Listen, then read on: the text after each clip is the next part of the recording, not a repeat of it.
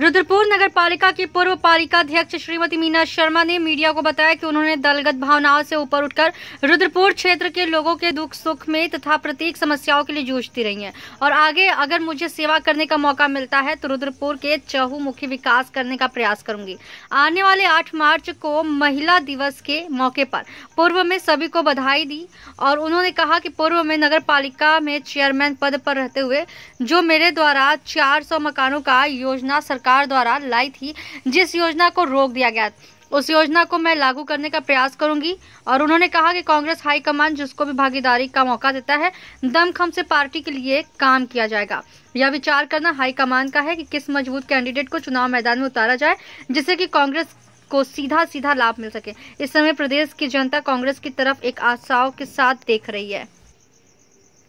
नगर पालिका की जो पूर्व पालिका अध्यक्ष हैं श्रीमती मीना शर्मा जी, हम यहाँ पर इनके निवास पर पहुँचे हैं। मैं कैमरामैन तस्लीम खान के साथ एसके मिश्रा। इनसे आज जानना चाहते हैं, इनसे एक सवाल करने के लिए हमारी जो मीडिया है, हमारा चैनल है, ये पूछना चाहते हैं श्रीमती मीना शर्मा जी के निवास पर पहुंचकर। हाँ मैडम, कल 8 मार्च है, परसों 8 मार्च है, महिला दिवस है। उस महिला दिवस के अवसर पर आप महिलाओं को क्या संदेश देना चाहेंगी?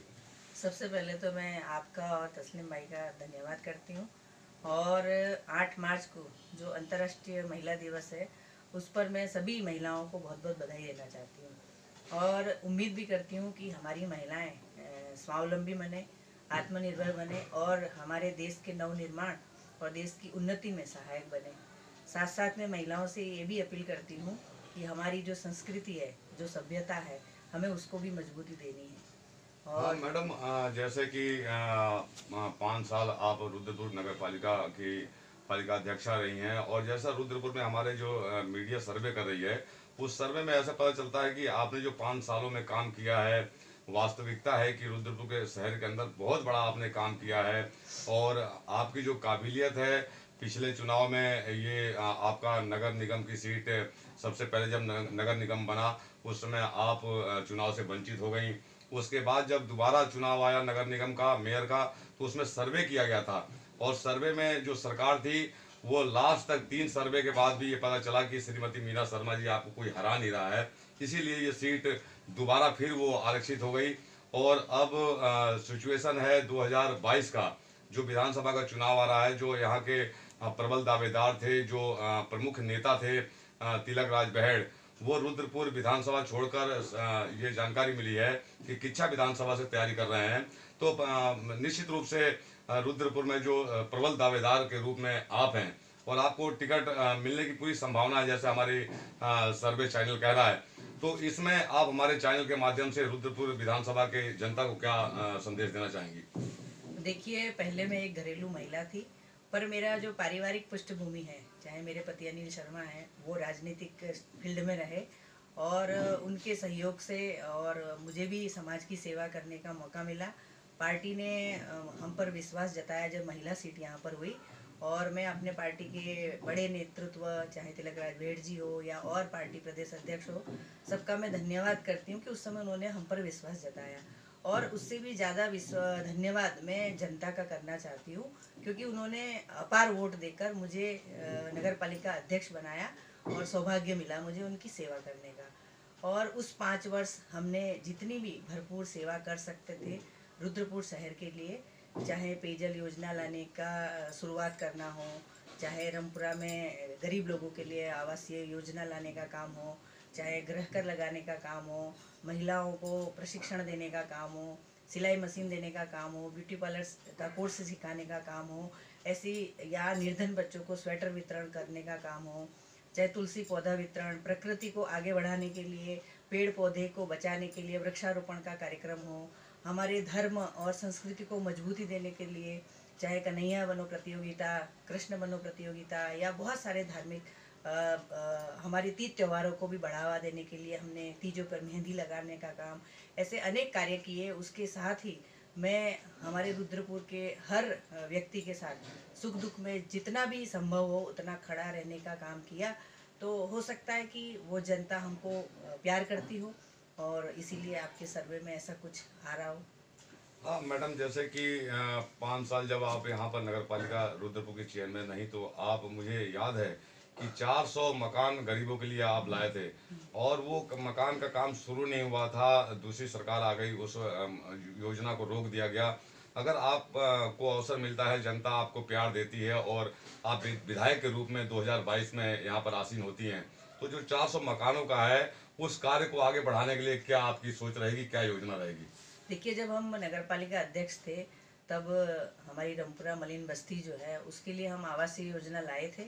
पर हमारा कार्यकाल पूरा होने के बाद जो बाकी के कार्यकाल आए उन्होंने उस योजनाओं पे ज़्यादा ध्यान नहीं दिया और वो पैसा लैप्स होकर वापस चला गया। अगर हमारी पार्टी और हम पर उम्मीद जताएगी आने वाले समय में 2022 में पार्टी का जो भी डिसीजन होगा वो अगर हमको मौका देंगे, क्योंकि हमारा परिवार बहुत पुराना कांग्रेसी परिवार रहा है और लगातार कांग्रेस पार्टी को मजबूती देने का काम किया है और साथ साथ कांग्रेस पार्टी ने समय समय पर हमको आगे बढ़ने का मौका भी दिया है। तो मैं पार्टी का और पार्टी के बड़े नेतृत्व का भी धन्यवाद करती हूँ कि उन्होंने हमको आगे बढ़ने का भी मौका दिया और हम पार्टी को हमेशा मजबूत करते रहेंगे, पार्टी को आगे बढ़ाने के लिए काम करेंगे और पार्टी जिसको भी उम्मीदवार बनाएगी, क्योंकि ये पार्टी का अपना आकलन है कौन कैंडिडेट मजबूत है, किसको यहाँ पर लड़ाना है, क्योंकि हम इस समय जो जनता है कांग्रेस की तरफ देख रही है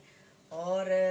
अगर अच्छे कैंडिडेट पार्टी उतारेगी तभी तो हम सत्ता में वापसी करेंगे और जनता की उम्मीदों पर खरा उतर पाएंगे। तो पार्टी अगर हमें मौका देगी तो निश्चित मुझे उम्मीद है कि जनता बहुत अपार प्यार देगी और अगर हमें ये सौभाग्य मिला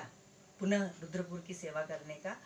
तो जो योजनाएं अधूरी छूटी थी या और भी नई योजनाएं हम लाने का काम भरसक प्रयास करेंगे। हाँ मैडम, जैसे पिछला चुनाव हुआ था उस समय भी ये चर्चा हो रही थी कि अगर टिकट वितरण में कांग्रेस ने कोई भूल नहीं की तो यहाँ पर कई सीटें कांग्रेस की आती और वो गलती शायद पार्टी दोहराएगी नहीं। और कई बार कांग्रेस का मैं कई कार्यक्रम देखा हूँ तो मंच से जो कांग्रेस के प्रदेश स्तरीय वरिष्ठ नेता हैं वो इशारे में आपका नाम का संकेत दे देती हैं। तो हमारी मीडिया को ऐसा प्रतीक हो रहा है कि प्रबल दावेदार के रूप में सबसे पहला नाम ऊपर मैडम आपका आता है और आप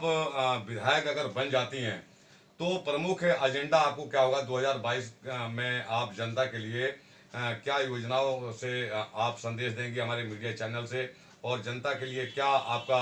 जो एक स्टैंड रहेगा जिससे कि रुद्रपुर का एक चहुमुखी विकास हो सके? क्या सोच है आपकी? देखिए, पार्टी ने हम पर अगर विश्वास जताया